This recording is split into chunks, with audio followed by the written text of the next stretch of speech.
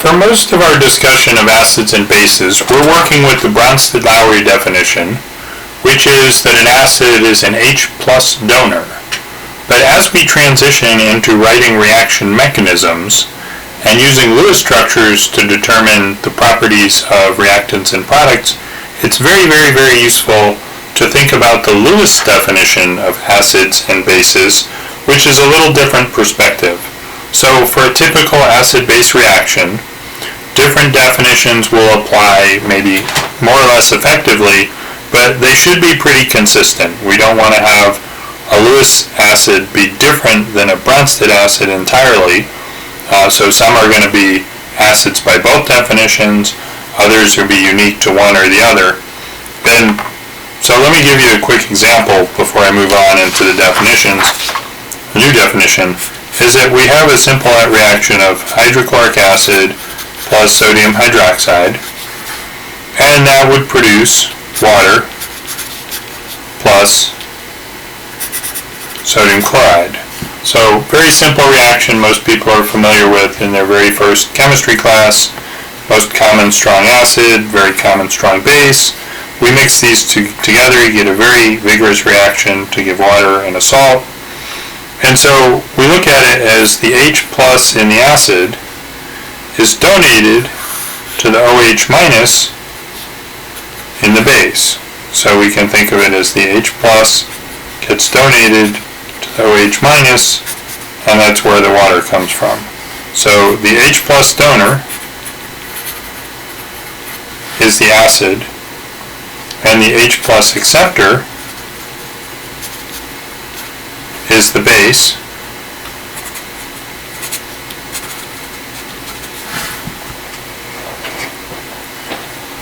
H plus donor, acid, H plus acceptor, base.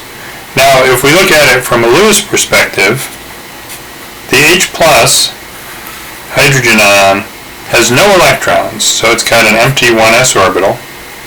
The OH minus, trying out its Lewis dot structure. So when Lewis looks at this, he sees that the base has an excess of lone pairs of electrons, and the H plus has no electrons and has a nice empty orbital there. So the way Lewis is going to look at it is the base is the electron pair donor. So we might ask, why is this OH minus able to accept the H plus from the HCl? And certainly the electrostatic attraction is in play, where the minus likes the plus, so you could see those getting together that way, but the minus already had a plus, right? So why would it favor one over the other, etc.? It gets a little complicated, but the way he would look at it is the lone pair of electrons on the base can go and grab the H plus, and when that happens, the H plus is the electron pair acceptor, and because the hydrogen ion has no electrons and an empty orbital, that's how it's able to accept the donated lone pair of electrons to form the bond. So when you do that, you get a nice new bond.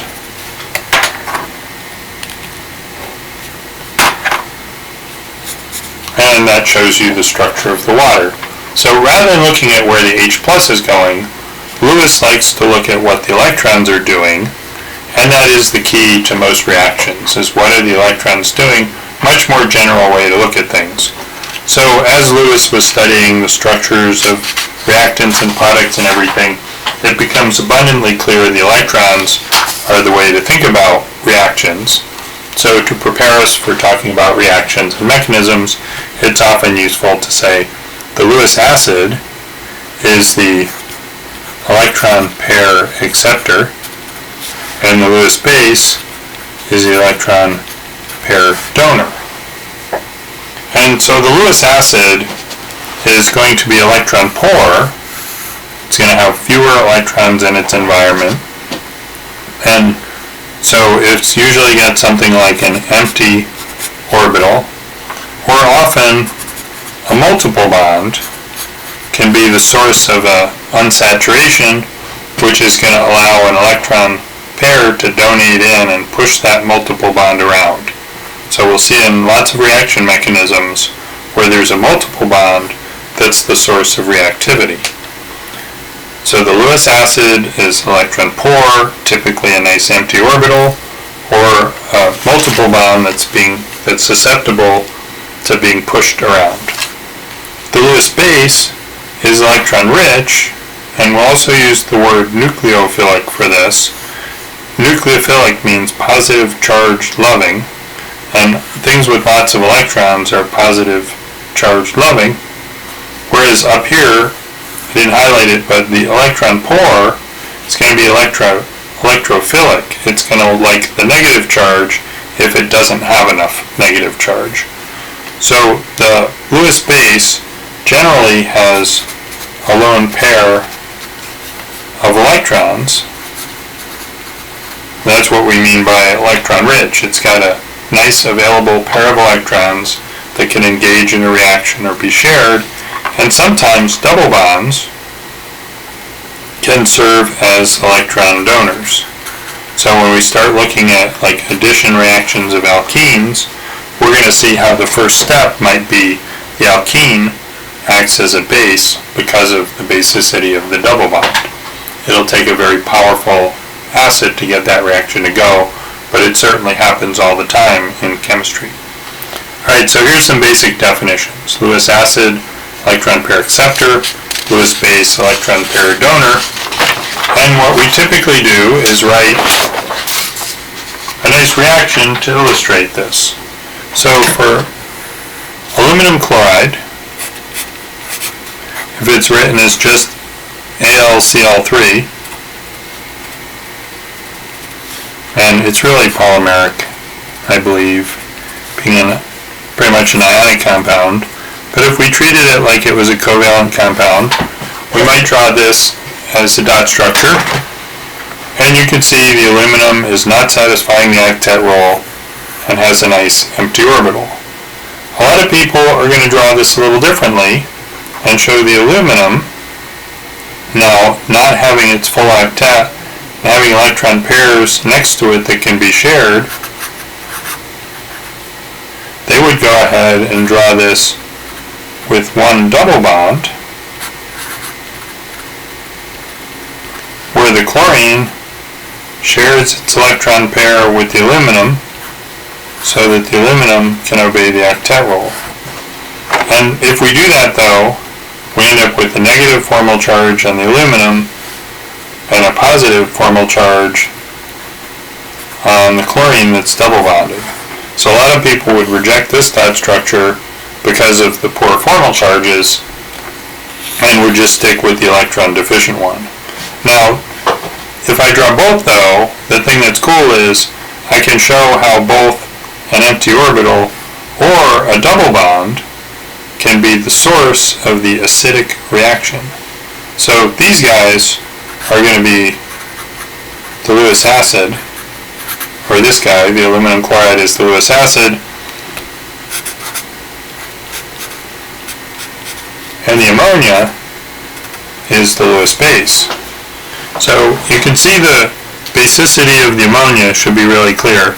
It's got an electron pair that it can clearly donate, and if it sees an empty orbital, like in the aluminum chloride, then this lone pair of electrons can go be donated and turn into a shared pair of electrons, and then you would have a nitrogen-aluminum bond. So this is a really simple reaction mechanism. The lone pair on the nitrogen gets donated into the empty orbital on the aluminum, and then you end up with the aluminum bonded to the three chlorines, and the nitrogen, and then the nitrogen still has the three hydrogens attached to it. And then in terms of formal charge, the aluminum is a -1, and the ammonium gets a positive. But that's essentially a reaction that's not in a Bronsted acid-base sense because there's no protons being donated, but in terms of what's happening with the electrons, we have an electron pair donor, an electron pair acceptor, and that donation and acceptance of the lone pair creates the shared pair that's the new bond. So if you have an empty orbital on one molecular ion, a lone pair of electrons on the other molecular ion, you can see how it very simply is what they call a dative bond, where the lone pair gets shared into the empty orbital, and bam, new molecular ion. Now if I have the double bond here, it looks a little more complicated, but it's sort of the same thing. Because where I got this double bond from was I shared a lone pair of electrons in the chlorine in with the aluminum and made the double bond. Now if the nitrogen with its lone pair comes along, it can push that multiple bond right off of the aluminum. So the nitrogen would go in, share its electron pair with the aluminum, and it would say, oh, I like that electron pair a lot, I'm going to accept it, and it's going to push off or turn that multiple bond, the pi bond, back into a lone pair on the chlorine. So again, the result is the same, whether you want to look at aluminum with an incomplete octet as being the reactive species, or the double bonded aluminum as being the reactive species.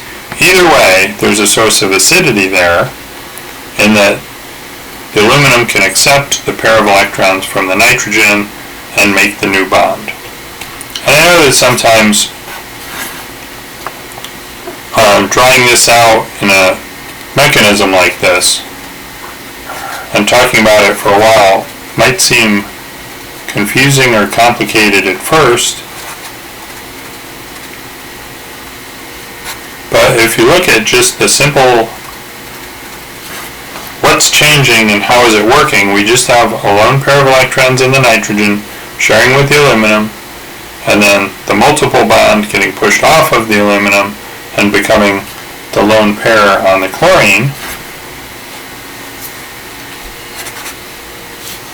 And then you end up with the same result. I'm drawing it sideways maybe, but you get the same exact result. We have a new nitrogen aluminum bond, a plus formal charge on the nitrogen, a minus formal charge on the aluminum, and of course I can fill in all of the lone pairs on the lovely chlorines to complete the dot structures, the products. But ammonia reacting with aluminum chloride gives this compound through the addition reaction. And this is something we're showing as example of a Lewis acid reacting with the Lewis base, and the donation and acceptance of the electron pair is what drives the reaction.